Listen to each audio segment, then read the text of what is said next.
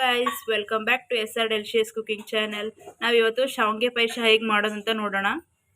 ನಾವು ಒಂದು ಬೌಲಲ್ಲಿ ಹಾಲನ್ನ ಕಾಯಿಸ್ತಾ ಇದ್ದೇವೆ. ಇದಾದ್ಮೇಲೆ ನಾವು ಡ್ರೈ ಫ್ರೂಟ್ಸ್ನ ತುಪ್ಪದಲ್ಲಿ ಫ್ರೈ ಮಾಡ್ಕೊತಾ ಇದ್ದೇವೆ. ಈಗ ಶಾವಿಗೆನ ನಾವು ಬೌಲಲ್ಲಿ ಹಾಕಿ ಫ್ರೈ ಮಾಡಬೇಕು. ಇವಾಗ ಇದರಲ್ಲಿ ಡ್ರೈ ಫ್ರೂಟ್ಸ್ನ ಹಾಕಿದ್ದೇವೆ. ಈಗ ಈ ಥರ ಬ್ರೌನ್ ಕಲರ್ ಆಗಬೇಕು ನೋಡಿ ಫ್ರೆಂಡ್ಸ್ ಶಾವಿಗೆ. ಇಂಥ ಇರೋ ಹಾಲಿಗೆ ನಾವೀಗ 4 ಟೇಬಲ್ ಸ್ಪೂನ್ ಸಕ್ಕರೆನ ಹಾಕೋಣ.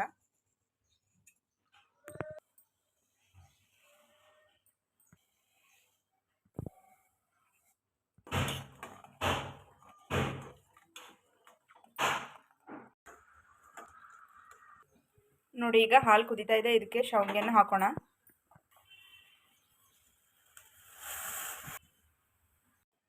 ನಾವು ಇದನ್ನು 5 ನಿಮಿಷ ಕುದಿಯಲು ಬಿಡೋಣ. ನೋಡಿ ಫ್ರೆಂಡ್ಸ್, ಈಗ 5 ನಿಮಿಷ ಆಗಿದೆ. ಈಗ ತೆಗಿತಿದ್ದೇವೆ ನಾವು. ನೋಡಿ ಫ್ರೆಂಡ್ಸ್, ಈಗ ಶಾವಿಗೆ ಪಾಯಸ ರೆಡಿಯಾಗಿದೆ. ಒಂದು ಬೌಲಲ್ಲಿ ಸರ್ವ್ ಮಾಡ್ಕೊಳ. ನೋಡಿ ಫ್ರೆಂಡ್ಸ್, ಈಗ ರುಚಿಕರವಾದ ಶಾವಿಗೆ ಪಾಯಸ ರೆಡಿಯಾಗಿದೆ.